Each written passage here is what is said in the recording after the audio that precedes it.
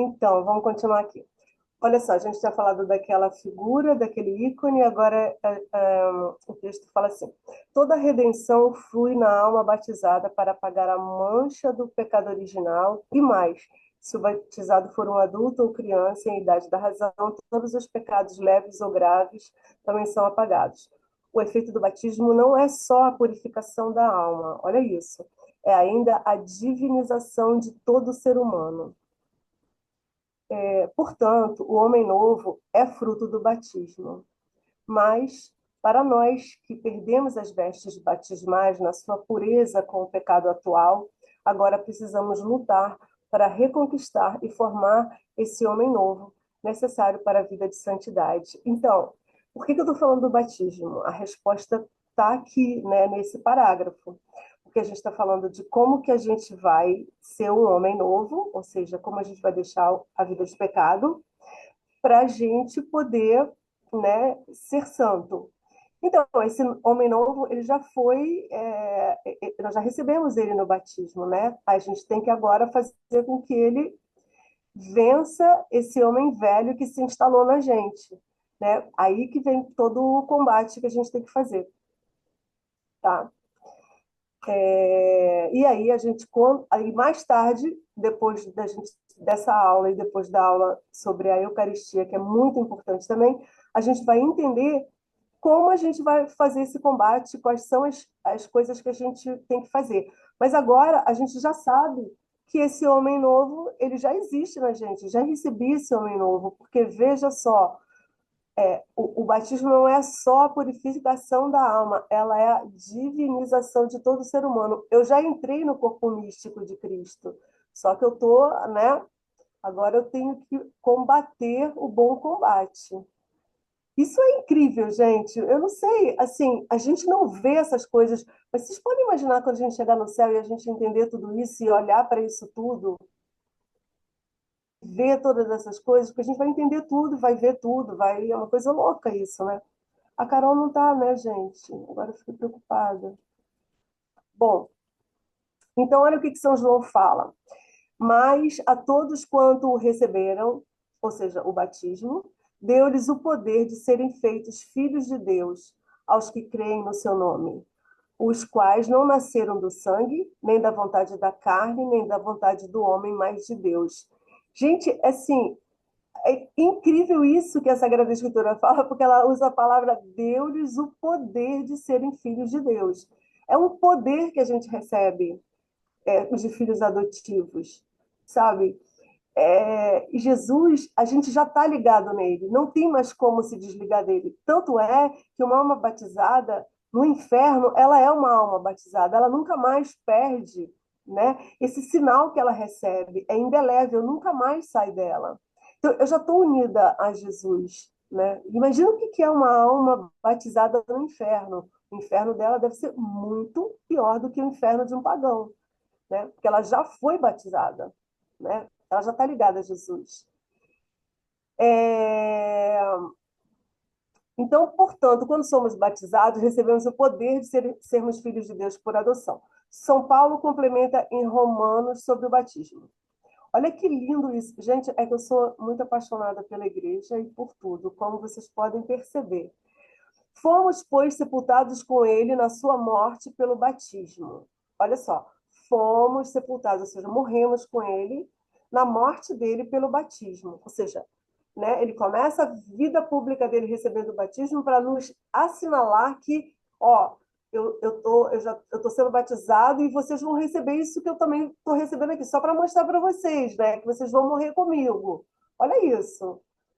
Ah, Carol, que bom que você está aí. Então, como Cristo, tá, sua morte pelo batismo, para quê? Como Cristo ressurgiu dos mortos para a glória do Pai, assim nós também vivamos uma vida nova. Mas essa vida nova, gente, é ainda aqui, tá? Porque é o homem novo que tem que vingar na gente. Se fomos feitos o mesmo ser com ele por uma morte e semelhança à sua, porque no batismo nós morremos, né? Isso aqui, em letra maiúscula, é uma explicação minha. O seremos igualmente por uma comum ressurreição, ou seja, mais tarde, a gente ressurge como ele também ressuscitou. Sabemos que o nosso homem velho foi crucificado com ele. Gente, nosso homem velho morreu ali.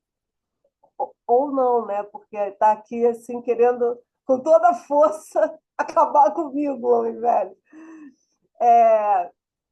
Para que seja reduzido. Olha isso, agora que vem a parte que a gente tem que fazer. Olha o que ele fala para a gente. Sabemos que o nosso homem velho foi crucificado com Jesus, para que seja reduzido a impotência, o corpo. O meu corpo tem que ser reduzido à impotência, outrora subjugado ao pecado, e não sejamos escravos do pecado. O que eu tenho que fazer? Eu tenho que deixar o meu corpo impotente, porque o meu corpo quer me levar a pecar. Por isso que a gente estuda sobre a nossa carne. O que acontece? É isso que eu estudo a teologia cética e mística. Eu tenho os vícios, aí eu vou ter que aprender a ter virtudes no lugar do vício, entende? Para eu poder ser santa. Aí o meu homem velho vai morrer, dá um trabalho desgraçado isso, porque a gente vai ter que fazer assim, ó, porque era muito mais fácil a gente ter sido santo, né? Preservado, o batismo, não sei o quê. Não era? É claro que era. Estava com a graça ali, ó, toda a potência ali. Não, na hora que a gente recebe a razão, o que aconteceu? Começa o pecado. Olha que coisa, né? Não soubemos guardar aquela joia preciosa. Mas não tem problema. Jesus sabia que isso tudo ia acontecer, que Carol, Flávia, na primeira fila, eu, Flávia, Carlos, Vanessa, Jaqueline, todas as pessoas desse grupo iam pecar, e ele falou assim, deixa comigo, vou resolver o problema. Vanessa também está na fila, todo mundo. Então, agora nós vamos a teologia cética e mística, meus queridos, é isso. A gente vai aprender a subjugar o pecado. Para isso, eu tenho que ter o meu corpo impotente. O meu corpo não pode querer fornicar, não pode querer comer feito louco, não pode querer ficar em casa preguiçoso, não pode. Não pode. Senão ele não vai para o céu. Porque ele, quer dizer, o corpo não vai para o céu, a minha alma não vai para o céu e o meu corpo ele tem que ressuscitar depois. Porque vejam bem, nós somos homem, corpo e alma. O corpo tem que voltar necessariamente para a minha alma, senão eu estou incompleta. Por isso que a gente ressuscita, porque eu sou uma pessoa, para eu ser pessoa tem que ser corpo e alma. Então, olha que incrível que é a nossa religião, como ela é maravilhosa, profunda. O protestantismo é uma coisa boba, chata, tacanha, miserável, que, pelo amor de Deus, na ordem da redenção, é como se cada um de nós, vejam isso, hein? Depois a gente não falar assim, ai, gente, é muito difícil, não vai dar para mim. Olha o que a nossa igreja ensina, isso é doutrina da igreja.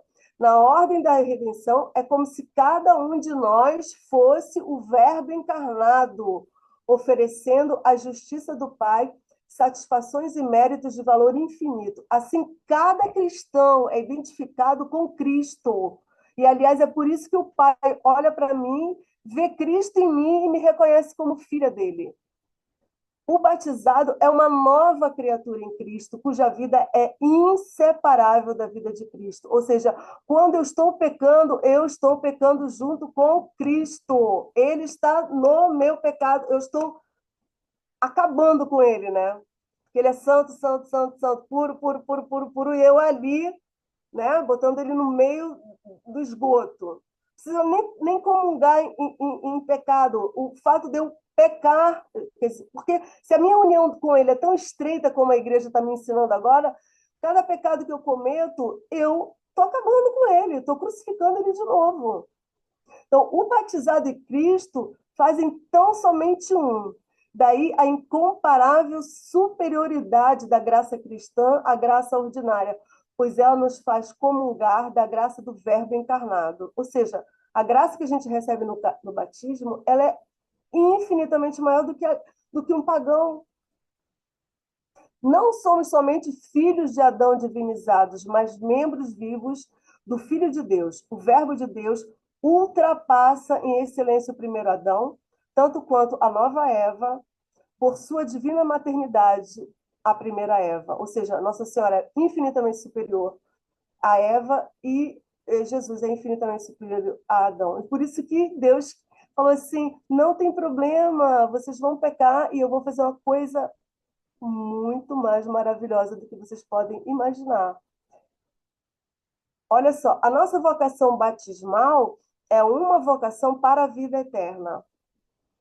Isso aqui não é a nossa vida, isso aqui é uma passagem para a vida eterna. O que eu fizer aqui vai determinar para onde eu vou para a eternidade. A gente tem que assim ter isso assim, tipo, sabe, um neon assim dentro do olho da gente assim todo dia. Tudo que eu fizer hoje é para a eternidade, ou eu vou para o inferno ou para o céu. É só isso, tá?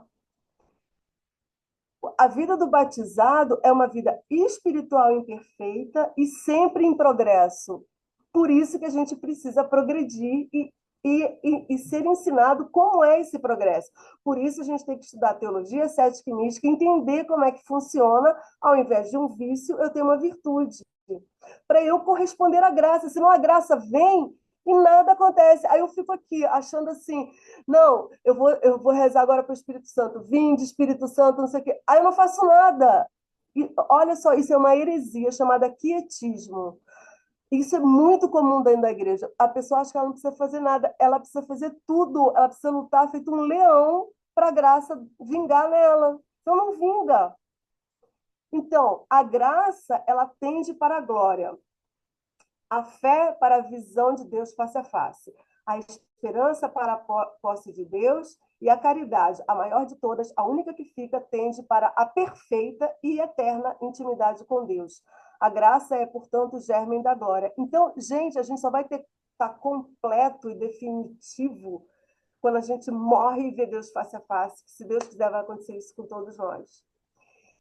Se a gente não progredir, a gente não entra lá. Não adianta, assim, não é ser católico não é isso. Ah, eu vou para a missa todo domingo, ah, de vez em quando, tem um pecado ali, outro ali, mas é uma bobagem. Isso não é catolicismo, né? Isso é assim, uma alma relaxada, uma alma tíbia, morna e que Deus vomita. Cara, a gente tem que ter pavor de ser uma alma morta e tíbia. A gente tem que viver no confessionário. Estou falando sério, tá? As pessoas não têm a prática da confissão, elas têm que confessar sempre e a toda situação de pecado. Não tem que ficar pensando assim, esse é pecado venial, então deixa para lá. Muitos pecados veniais levam ao pecado mortal, por isso que as pessoas caem e não sabem por quê. Porque não confessava, né? O pecado venial. Confessa tudo. Santo confessa defeito, imagina se eu não vou confessar pecado venial. Aí olha só que belezura isso aqui. Isso aqui é aquele bonequinho que eu uso, que eu gosto muito de usar ele. Ele explica aqui, ó que lindo. É assim: o batismo, ele me mata, né? Eu morro ali no batismo, mas eu ressuscito com Cristo. E eu sou inserida na igreja militante. Ou seja, por que esse nome é igreja militante? Eu amo esse nome. Porque isso aqui é uma luta, gente. Os petistas usam essa palavra militante, mas essa palavra é nossa, tá? A gente tem que resgatar isso. Não, não, não, militante não é você não, meu bem. Militante sou eu que milito, né, a vida de Cristo para eu chegar no céu. Então, nós estamos inseridos na igreja militante ou igreja peregrina, mas eu acho muito mais bacana a igreja militante. Estou lá, eu ralando feito louca. As pessoas não sabem quanto que a gente está dando um monte de, sabe, de cabeçada contra o pecado, não sei o quê, mas é isso que a gente está fazendo. A graça, ela vai se transformar em glória. Não existe graça no céu, existe glória, que é o resultado da graça. E aí a gente vai estar na vida eterna. E o batismo, ele também me dá as virtudes teologais e os dons do Espírito Santo. Aí, o que eu tenho que fazer? Não, o que eu tenho que fazer, não. Aí, quando eu chegar no céu, o que vai acontecer? Eu vou entrar na igreja triunfante, a glória vai acontecer, porque ela é o desabrochar da graça na vida eterna. A esperança se transforma na posse de Deus, a caridade, a fé, ela se transforma na visão beatífica, ou seja, eu vejo Deus face a face, assim como ele se vê, assim, ó, na cara, assim, um na cara do outro. E a caridade é a única que fica, porque ela é a perfeição eterna, ou seja, ela é a nossa perfeição que a gente vai adquirir quando chegar lá. Então, qual que é a desse curso? É isso, curso não, sei lá como é que a gente chama isso. É o programa da vida cristã. O que é ser cristão? É estudar isso aqui. Ai, qual é a sua espiritualidade? Eu sou católica pura e simples. Eu roubei isso aqui de um autor chamado C.S. Lewis, que ele escreveu As Crônicas de Nárnia. Ele tem um livro que chama Cristianismo Puro e Simples. E aí eu fiquei pensando assim, gente, catolicismo puro e simples é isso, né? É, eu tenho que ser batizada, agora eu vou lutar para eu receber a glória, e eu tenho que desenvolver as virtudes, porque eu só tenho vícios, e aí eu vou ter que confessar, vou ter que comungar, vou ter que isso, blá, blá, blá, blá, blá. Porque é isso que a gente tem que aprender a fazer, senão a gente não chega lá, entendeu? Esse que é o nosso... É isso que a gente vai fazer aqui, entendeu? Então, aí, a próxima aula, a gente vai aprender o que que acontece na Santa Missa, que ninguém entende o que que acontece lá, mas tem uma parte da missa que ela é específica para nós fiéis, que e não, para, não é o padre que faz, mas é a nossa participação mais incrível. A gente vai entender exatamente assim, ó, qual é a hora da missa, é a hora da missa que eu vou fazer com que eu receba as graças e eu participe de uma forma fenomenal. E aí, depois disso, a gente vai aprender como que é, aí a gente vai aprender tudo sobre os sacramentos, não sei o que, virtudes, dom do Espírito Santo, blá, blá, blá, blá, blá, entendeu? Então, assim, para vocês verem como o batismo, ele justifica e ele responde tudo, assim, tudo começa no batismo. É a nossa grande entrada, na verdade, é a nossa grande entrada no céu já aqui, entende? Porque a graça, ela é uma sementinha, ela tem que crescer. Se ela não crescer, ela fica lá parada e ela morre. Aí o Deus dá outra graça, aí começa a sementinha a crescer. Aí eu não fiz nada para ela crescer, ela morre de novo. Só que numa dessas eu posso morrer. Aí Deus me chama e a minha sementinha está morta. E aí eu vou chegar lá como? Eu vou chegar lá sem a graça, sem o estado de graça, eu não entro no céu. Eu tenho que ter estado de graça. Eu não entro, não, não adianta. Aí ele vai olhar e falar: Oi, e aí? Ah, pois é, eu ia à missa todo domingo, e aí. Não, aí ele vai te mostrar a quantidade de graça que ele derramou em cima da sua cabeça e que você não fez nada, porque você ficou achando que tinha que fazer muito esforço, que já estava bom, que sei lá, vamos ver, ai, é muito chato, e sei, adoração, ai, não sei se eu amo tanto assim Jesus, mas ele entende, né? Porque não, ele não entende, ele realmente não entende, ele não entende. Ele não entende como que você não ama ele loucamente, sendo que ele te ama loucamente, entende? É isso que é a loucura. Assim, Deus, ele é um mendigo batendo na nossa porta e a misericórdia dele é infinita aqui. Porque quando chegar lá, acabou a misericórdia.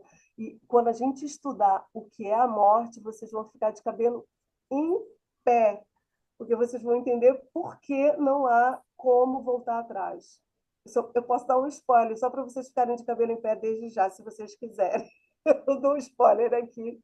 O que, que acontece quando a alma sai do corpo e por que, que a gente não pode voltar atrás? Vocês sabem por quê? É dramático. Alguém quer chutar? Alguém quer tentar dizer o que que é? Alguém sabe? Ninguém sabe. Vocês querem saber por quê? Assim, rapidinho? Uhum. Então, eu vou dizer, olha só, é rápido. A gente está no tempo, né? Então, quando a gente morre, a alma sai do corpo. Então, a eternidade não tem tempo, né? Não tem tempo na eternidade. Deus é um eterno instante. Ele não está no tempo. Ele está fora do tempo. Ele é a eternidade. Então, quando eu saio do meu corpo, eu saio do tempo. Então, a minha alma, ela congela no estado que ela está. Ela congela ali. Puf, congelou. Eu não tenho como voltar atrás, porque eu não tenho mais corpo. É o meu corpo que me coloca no tempo. A minha alma, ela não me coloca no tempo. Eu saio do tempo. Então, eu não tenho como voltar atrás. Se eu tiver em pecado mortal, ferrou. Porque não tem mais como voltar atrás. E não é uma questão de Deus não ser misericordioso, é uma questão que é o estado da minha alma que eu provoquei. Tanto que todos os santos falam, as almas vão para o inferno porque elas sabem que elas vão para o inferno, porque elas sabem que elas não fizeram nada para ir para o céu. É o estado da alma. Aí a alma, ela se vê exatamente como ela está, e Deus não precisa mandar a alma para o inferno, ela sabe que ela tem que ir para o inferno, e ela vai para o inferno. E é para a eternidade, não tem volta, gente, não tem volta. Então, assim, não tem como, as pessoas ficam se iludindo, falando assim, não, Jesus é misericordioso, quando a gente chega lá, não tem como chegar lá e ele ser misericordioso. Não é uma questão. Olha só, Deus, ele é assim, ó, ele é tudo ao mesmo tempo. Ele é justiça, misericórdia, amor, beleza, blá, blá, blá, blá, blá. Então, ele, claro que ele continua misericordioso lá. Ele é tudo ao mesmo tempo. Ele não é que nem a gente, assim. Ele é o ser perfeito. Nada falta nele. Não falta beleza nele, porque ele é a beleza. Ele é o ser. Nós participamos do ser dele. Nós somos criaturas. Quando eu chego na frente do ser, o ser, ele é misericórdia na minha frente. Mas eu não sou mais miserável. Eu sou o pecador com a minha alma no estado que ela está quando ela saiu da terra, que é onde tem o tempo. Ela congela onde ela está. Acabou. Não tem como. Por isso que a gente tem que cuidar, sim. Eu não sei se eu vou sofrer um acidente. Ué, eu não sei. Alguém sabe como é que você vai morrer? Eu estou no Rio Grande do Sul, começa uma enchente. Ué, como é que eu vou saber se eu vou sobreviver àquela enchente, gente? Quem sabe o dia de amanhã? Ninguém sabe. Por isso que eu estou ensinando desde sempre. Faz exame de consciência, vê quantos pecados foram no dia, pede perdão a Deus, faz o ato de contrição. Você não sabe. E Jesus fala: vou chegar como um ladrão. Isso é ser católico, tá, gente? O católico, ele tem que viver como se todo dia fosse o último dia. Não é viver em pânico, porque o católico tem que ter fé. Ele tem que saber, ele tem que ter esperança, caridade. Ele ama a Deus, ama. Ele não vai. Tá bom, o temor de Deus é o começo da sabedoria. Ele pode começar a se converter por causa do medo, mas depois ele tem que ir para o amor, né? Não pode ficar só no medo, que o medo não leva a nada, né? Então é por isso que a gente tem que tomar muito cuidado com a nossa vida espiritual, com a nossa vida todo dia, o progresso da nossa alma, né? A gente tem que tomar muito cuidado, porque isso aqui, o que está acontecendo aqui, é o que vai determinar onde que eu vou depois. Se eu tivesse morrido de infecção numa época que eu fui internada, por exemplo, eu teria ido para o inferno. Eu estava em pecado mortal. Tem 300 mil pecados mortais. Eu estava no inferno. Por uma caridade de Deus, uma benevolência, um amor inexplicável dele por mim, eu me converti e pude ter a chance de confessar os piores pecados do mundo que eu fiz. Porque eu fiquei mais de 30 anos longe da igreja. Se eu tivesse morrido, se eu tivesse... Onde eu estava agora? No inferno, gente. Claro. Tem alguma dúvida? Inferno para a eternidade. Ninguém sai de lá. Você pode imaginar isso? É um horror. Então, assim, a gente tem que saber, a gente tem que conhecer o demônio, a gente tem que saber o que é o inferno, o que é o céu, o que é o purgatório. Para a gente querer o céu e ter pavor de ir para o inferno. Gente, quando eu me converti, que falava do inferno, eu ficava, o meu estômago gelava de pavor. Eu tinha, assim, eu ficava assim, meu Deus, eu podia estar lá. Meu Deus, eu podia estar lá. É assim que tem que ser. Que pavor de eu estar lá. Que pavor, imagina, se eu tivesse morrido, eu estava lá. Tive 1000 chances de morrer. Estava lá. Então, meus amores, vamos estudar. E não é só estudar para não, senão a gente vai virar um, né, eu sei tudo, não sei o quê. Não, a gente tem isso daqui tem que fazer a gente amar, né? A gente tem que olhar para isso aqui e falar assim, meu Deus, como Deus é incrível, como Deus é impressionante. A gente tem que olhar para Deus assim. Ele não precisa de nada. Dois, ele não precisa da gente. Três, ele podia ter colocado uma outra pessoa no meu lugar. Por que ele me criou e não criou uma outra pessoa? Porque ele, ele imaginou 1 bilhão de pessoas. Aí ele escolheu a Flávia. Aí ele escolheu a Vanessa, ele escolheu a Jaque, ele escolheu, sabe, o Carlos, ele escolheu a Carol. E o que que eu estou fazendo com a vida que ele está me dando? Que é um presente, eu simplesmente podia não ter existido. Não, ó, A gente não é o espermatozoide mais rápido. Isso é uma a idiotice da idiotice. A gente é uma escolha inexplicável de Deus de amor por nós. Ele ama a nós particularmente com tudo que você pode imaginar, porque ele morreu na cruz por mim, por você, por todo mundo, mas ele ama pessoalmente, assim, não é assim, aquele bolo de gente, é assim, a Vanessa me interessa, a Carol me interessa, o Carlos me interessa, a Flávia me interessa. Porque, gente, pensa bem, Deus precisa de alguma coisa? O que que Deus precisa? Se ele precisar de alguma coisa, ele não é Deus. Porque ele tem tudo. Ele tem uma sociedade perfeita, onde a Santíssima Trindade é uma sociedade perfeita de amor, onde todos se amam, estão bem, incríveis e maravilhosos. Aí eles resolveram fazer a gente. Aí, aí apareceu o universo, aí chegou a gente. Isso, assim, é inexplicável. E aí a gente tem que saber o que a gente está fazendo com a vida da gente, né? Porque a gente tem que ser santo, cara. Porque vocês sabem que no céu só entra santo. Quem entra no purgatório, como diz o padre Paulo Ricardo, é quem não fez o dever de casa certo, né? Porque quem faz o dever de casa certo vai para o céu direto. As pessoas falam assim, mas é super difícil. Aliás, as pessoas nem falam isso, né? Elas, quando morre alguém, todo mundo já foi para o céu, né? Ninguém cogita a possibilidade da pessoa estar no inferno. Aí faz a missa de sétimo dia, não, a pessoa já está no céu, já pode interceder por nós. Gente, que maluquice é essa? Não, a gente não sabe. A gente precisa, inclusive, rezar por essas almas, que é uma caridade que a gente faz por elas, porque elas provavelmente estão no purgatório. Se elas foram um católico mais ou menos. E se não for um católico, pode estar no inferno. Gente, o inferno tem gente lá, né? Tem anjo decaído e tem gente, ser humano lá. Inclusive bispos e padres, e freiras, e políticos, e jornalistas, e pessoas comuns como nós. Então a gente tem que ter muito cuidado. E é por isso que eu convidei vocês. Por quê? Por quê? Porque, porque eu tive a graça, já que a minha vida foi uma desgraça, Deus teve tanta compaixão de mim, que ele me deu um padre muito santo para tomar conta da minha alma. Por quê?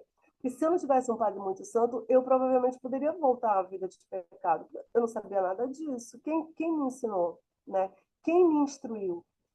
Foram os livros e foi um padre. Foi indo nas missas dele, ouvindo as homilias dele, lendo os livros, perguntando, convivendo um pouco, né, depois da missa e tal, aí conversa daqui, conversa dali. Pessoas que sabiam muito e que eu não sabia nada, ficar perto de quem sabe? Aí você, né, a pessoa te conta coisas, você vai fazendo um, né, um conteúdo dentro da sua alma. Aí você vai ficando querendo saber mais. Aí tem cada livro incrível, cada história de santo incrível, cada livro incrível que explica. Opa, vai terminar. Que explica sobre essas coisas todas, cara. Eu aprendi profundamente as coisas porque eu li, não foi na internet. Tá bom, a gente pode aprender coisas legais na internet, mas numa boa, a gente só aprende coisa de verdade lendo. Porque... Mas é tão maravilhoso, gente. Vocês não acham isso maravilhoso? Eu, quando estudo um negócio desse, eu fico assim, em estado. Eu fico assim, ó, gente, Deus é impressionante. Adão e Eva pisaram na bola, ele teve uma ideia mil vezes melhor do que, né, do que o Adão e Eva podiam supor que estavam. E mil vezes melhor do que Satanás, que achou que Satanás achou assim, não vou servir coisa nenhuma, eu quero fazer do meu jeito, isso aqui. Se ferrou, aí ele achou que ele ia ferrar. Não, calma, você está lidando com Deus, ele é tão arrogante, ele esqueceu que ele não é Deus, ele é uma criatura. Claro que Deus venceu, claro que Deus venceu tudo. Aí a gente tem que ir para o céu, gente, porque São Paulo fala que assim, que a gente nunca ouviu falar no que tem lá para gente. Imagina? Não, a gente não consegue nem imaginar, né? Então é isso, meus queridos. Vocês querem fazer alguma pergunta rápido? Porque vai terminar em 10 minutos. E se não der tempo, vocês podem me chamar no zap que depois a gente pode conversar. Tchau. Eu sou muito empolgada de falar da igreja, de Jesus, da Virgem Maria. Se não parar, eu não paro. Fala. Ninguém quer falar nada. Vai todo mundo hoje dormir pensando na alma que fica congelada no tempo. Ai, meu Deus do céu! Mas é assim mesmo, eu também fiquei apavorada. Meu Deus, é por isso que não pode voltar atrás. Isso é teologia, tá? É por isso que a igreja tem a doutrina dela, né? Isso é teologia. É Santo Tomás de Aquino. Então, tá. Então a gente vai esperar acabar, porque, né? Vocês não querem perguntar nada? Nada? Carlos, Jaque, Carol. Não, Flavinha, não tem nenhuma pergunta, não. Então a gente se encontra na quarta-feira e aí a gente vai fazer um estudo bem direcionado sobre a missa, mas sobre esse olhar assim, tá? Sobre o nosso programa de vida como católico. E depois, quando a gente for estudar os sacramentos, a gente estuda profundamente cada parte da missa, mas a gente vai falar só de um aspecto para nos beneficiar quando a gente estiver na missa, tá? Aí falem lá no grupo para as pessoas, tem pouca gente indo assistir a aula passada e sem a aula passada não dá para entender por que está entrando nessa aula de hoje, né? Porque vai mudar completamente o tipo de estudo, enfim. Então, vamos terminar rezando? Em nome do Pai, do Filho e do Espírito Santo. Amém. Senhor, eu queria agradecer a participação de todos os nossos queridos amigos nessa aula. Agradecer porque a tua igreja é linda, bela, maravilhosa e só ela explica todas as coisas. E a gente tem que ficar abismado com o grande e imenso amor que tu tens por cada um de nós. Nossa Senhora do Perpétuo Socorro, rogai por nós. São Tomás de Aquino, rogai por nós. Em nome do Pai, do Filho e do Espírito Santo. Amém. Salve Maria. Pode sair? Uhum. Beijo, boa noite. Um Boa beijo, boa noite, noite. Salve Maria. Um beijo, Carol.